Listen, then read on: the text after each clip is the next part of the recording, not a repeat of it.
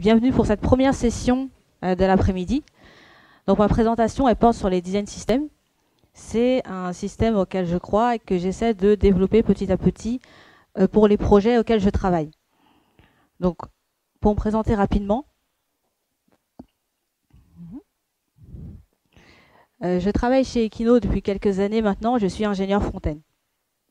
Et donc dans cette présentation, je vais vous expliquer dans les grandes lignes qu'est-ce qu'un design system, pourquoi est-ce que l'on doit créer un design system aujourd'hui, quelle est la méthodologie que nous on utilise aussi côté ingénieur front-end pour la conception de ce design system et quand est-ce qu'il faut le mettre en place.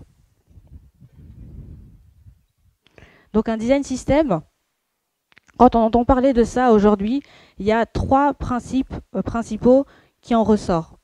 Donc la partie bibliothèque de composants. Donc quand j'entends un composant, c'est par exemple un bouton, un lien ou un simple titre, par exemple. Les guidelines, donc ce sont tous les styles, les règles de style qui sont appliquées dans un projet, comme par exemple toutes les règles de typographie ou de gestion des couleurs, par exemple. Et le langage visuel, donc c'est toute l'identité visuelle qui est associée au produit, au projet. Et donc j'insiste là-dessus parce qu'on a tendance à croire qu'un design system, c'est juste une bibliothèque de composants. Nous, côté ingénieur front-end, on est surtout concentré sur cette partie-là. Parce qu'on travaille sur des frameworks comme avec React ou Angular ou JS qui fait que l'on travaille en créant des composants. Donc on est surtout axé sur cette partie-là quand on fait du développement.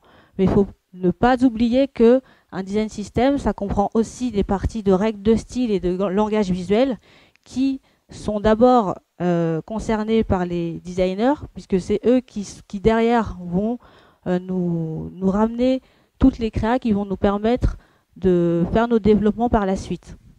Donc dans un design system, ça peut comprendre également toutes les règles d'animation, les règles d'interaction qui peuvent exister dans le projet, des règles de nommage, des normes de codage technique que nous, ingénieurs front-end, pourrons utiliser par la suite. Donc ça peut également inclure des extraits de code, HTML, CSS, JavaScript. Donc si moi je dois définir un design system aujourd'hui, on retrouve beaucoup de définitions sur Internet, mais il n'y en a pas vraiment de très clair. Moi je la définis comme ceci, c'est pour moi un référentiel de composants, de visuels et de principes de code réutilisables. Donc pourquoi est-ce qu'on doit créer un design system aujourd'hui? Parce que on a besoin d'avoir un standard. Ça m'est arrivé de se retrouver dans des projets où il y a une incompréhension entre les designers et les ingénieurs front-end, les choix qui ont été faits par les designers et ensuite ce qui est appliqué derrière par nous, les ingénieurs. On se retrouve avec des designers qui sont perdus à cause de ce qui se passe et des ingénieurs qui se retrouvent agacés par toute cette désorganisation, cette incompréhension graphique et technique. Donc le but du design system, c'est vraiment d'avoir une base solide pour pouvoir informer tous les acteurs qui vont pouvoir utiliser tous ces éléments dans leur projet, de pouvoir inspirer aussi les différents acteurs, c'est-à-dire que les designers, eux, pourront par la suite avoir plus de vision sur ce qu'ils font et pourront pouvoir même imaginer d'autres choses. Et nous, côté développement, on va pouvoir améliorer aussi la productivité et la qualité de notre code et pouvoir aussi le partager aux autres. Donc le but est aussi de promouvoir le design system donc, à toute l'équipe et aussi aux clients. Tout ceci pour avoir au final une source unique de vérité, c'est-à-dire avoir toutes les informations dont on a besoin pour la conception de nos projets sur un document, sur une plateforme qui est unique et qui est écrite dans un langage qui est commun à tous. Donc tout ceci pour au final, afin de pouvoir unifier les ingénieurs front-end, mais aussi les UX et les UI. Donc le design system, c'est un espace qui, comme je l'ai dit, est un espace commun de communication commun. Donc c'est un document qui est évolutif, parce que tous les projets doivent évoluer en fonction du temps, en fonction des besoins du client. Et donc pour pouvoir faire vivre ce design system, ça demande du temps, du temps de ressources et du temps pour pouvoir le construire. Mais au final, ça va apporter beaucoup sur le long terme parce qu'on va gagner en qualité de code. On va éviter d'avoir des régressions, d'avoir des codes qui sont dupliqués pour pouvoir, par exemple, créer plusieurs boutons qui ont le même style mais qui sont intégrés différemment, par exemple. On va gagner aussi en rapidité de code parce que tous les éléments dont on va avoir besoin pour pouvoir créer notre application, notre service, tout va être disponible dans une seule plateforme. Donc nous, ingénieurs front-end, on aura juste à récupérer l'élément dont on a besoin pour pouvoir ensuite l'utiliser. La maintenance, elle est également simplifiée parce que comme je l'ai dit, tous les éléments sont sur une seule plateforme. Tout le monde est au courant de tout ce qui existe dans le projet, de la façon dont c'est implémenté, pourquoi ça a été fait et comment ça sera aussi implémenté dans l'avenir. Et donc la connaissance, elle est ainsi partagée avec tout le monde parce que tout le monde a besoin et a accès au design system. C'est-à-dire, ce n'est pas seulement les ingénieurs front-end et les designers qui y auront accès, eux principalement parce que nous, ça sera notre outil quotidien pour pouvoir travailler tous les jours sur notre projet, mais aussi par exemple les chefs de projet pourront également avoir accès à ce design system. Pour eux, ça sera aussi une grande facilité parce qu'ils auront la vision de ce qui existe dans le projet. Et s'ils ont des nouveaux besoins, ils auront donc une vision de ce qui existe, des choses qu'il y a à faire. Et eux, ça va leur simplifier la conception de leurs besoins qui seront ensuite distribués aux designers et aux ingénieurs par la suite quand on va faire les développements techniques. Et donc pour en arriver là, il faut évidemment que toute l'équipe soit impliquée.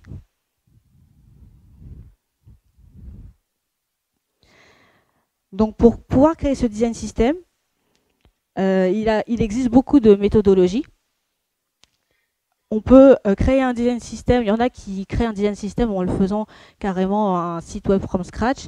Il y en a qui utilisent des systèmes qui sont dédiés, des outils DSM comme par exemple ceux de InVision ou de Sketch qui aussi s'y met, ou par exemple aussi Figma.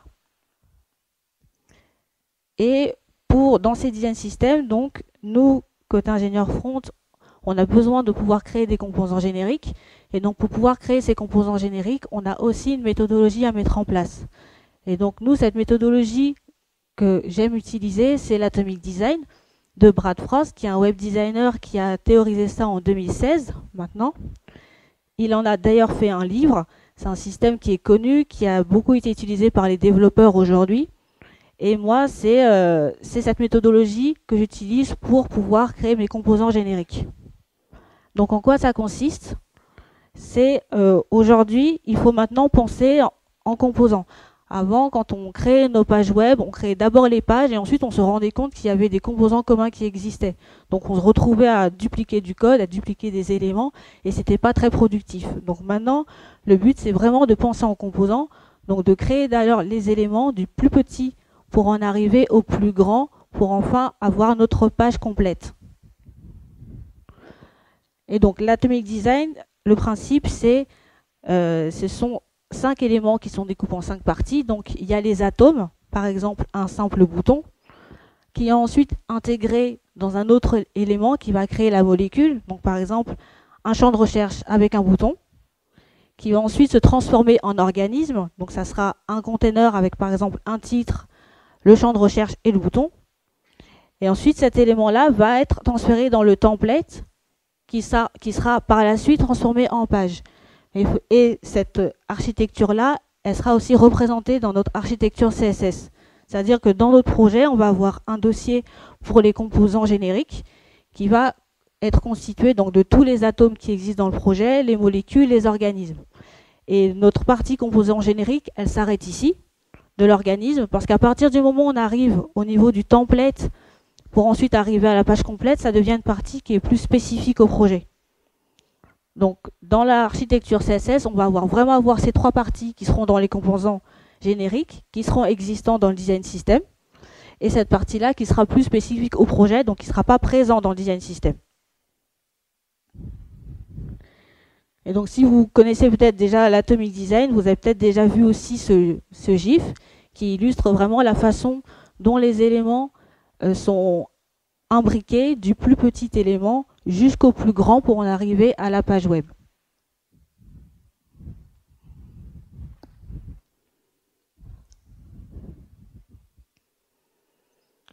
Et donc, pour pouvoir créer ces composants, ça implique plusieurs choses dans le code. Le code, il doit être simple, c'est-à-dire décorrélé de toute logique métier. Il doit être découpé, c'est-à-dire que les composants doivent être le plus simple, le plus découpé possible. C'est-à-dire qu'il ne faut pas avoir peur de créer plusieurs composants pour pouvoir créer son design system. Plus le composant il est simple, mieux c'est. Il doit être aussi flexible, c'est-à-dire que l'on doit pouvoir générer le code HTML que l'on veut en fonction des paramètres que l'on aura définis.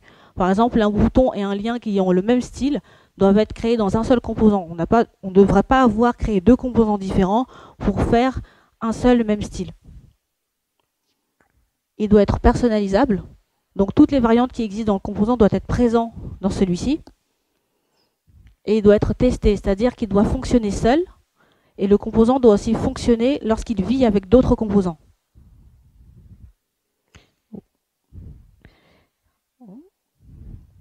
Et donc, il doit être aussi documenté. Donc, pour ceux qui utilisent React, on utilise en général Storybook pour intégrer nos composants et les documenter. Donc, spécifier comment ils fonctionnent, comment on doit les utiliser, pourquoi est-ce qu'ils ont été intégrés de cette manière, pour pouvoir ensuite le partager aux autres et le présenter aussi si par exemple il y a des nouveaux qui arrivent, de nouveaux développeurs qui arrivent sur le projet.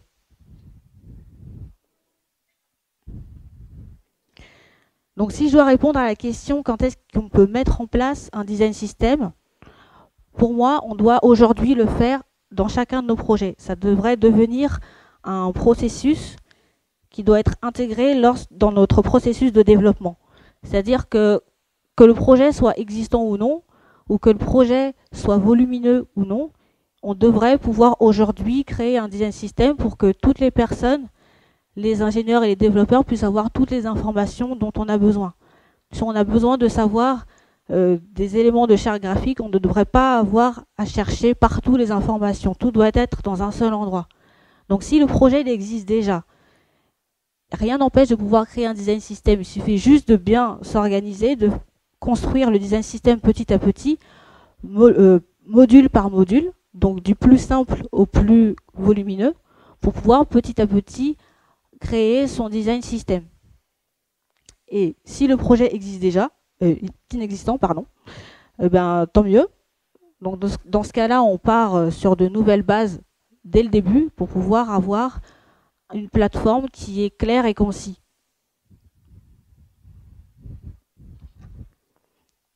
Donc je voulais vous montrer rapidement un exemple de design system que j'apprécie, c'est celui de Carbone, d'IBM. On n'est pas obligé d'en arriver à mettre une vidéo, mais c'est pas mal.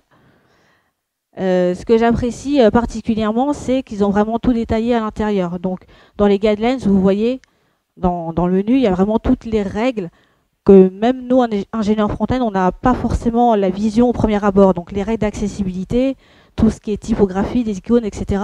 Ce sont des éléments que l'on met en place, nous, quand on fait du développement, mais on n'a pas forcément les informations au premier abord. En général, on va souvent les chercher. Là, tout est vraiment en place, on sait pourquoi les choses ont été faites de telle façon, et nous, on sait comment les appliquer derrière dans notre code. Donc là, si je prends l'exemple de la modale, on voit tous les exemples, la façon dont sont implémentées les modales, l'usage, le style et aussi l'accessibilité derrière. Et ce que j'apprécie particulièrement, c'est la possibilité d'avoir un statut sur les composants qui existent, savoir qu'est-ce qui est stable, mis à jour, en cours de développement. Donc il y a vraiment des très bonnes idées à prendre, par exemple dans ce design system, et c'est pour ça que je voulais vous le montrer en exemple et que je l'apprécie. Donc pour finir, si je dois faire un résumé de cette présentation, donc un design system, c'est un référentiel d'éléments qui sont réutilisables, qui sont communs à toute l'équipe. Donc tout le monde peut participer à la création de ce design system. Et c'est vraiment une condition primordiale pour que le design system puisse être bien conçus et puis qu'ils puissent vivre, pendant tout le processus, pendant tout le développement du projet. Et ça va vraiment apporter des avantages conséquents en termes de développement pour nous, en termes de création pour les designers aussi. Et ça va vraiment permettre une collaboration entre les ingénieurs et entre les designers pour pouvoir mieux développer notre projet. Et donc si on part de l'idée de vraiment créer un design system dès le départ, on aura vraiment un projet de meilleure qualité. Donc je vous invite vraiment à aller regarder les design systems qui existent aujourd'hui, comme celui que je vous ai montré, comme ceux de Material Design, d'Apple, d'Airbnb ou de Lonely Planet par exemple. Et je pense que vous aurez de bonnes bases à faire partager et pour pouvoir plus tard créer vous aussi les design systems pour vos projets. Merci.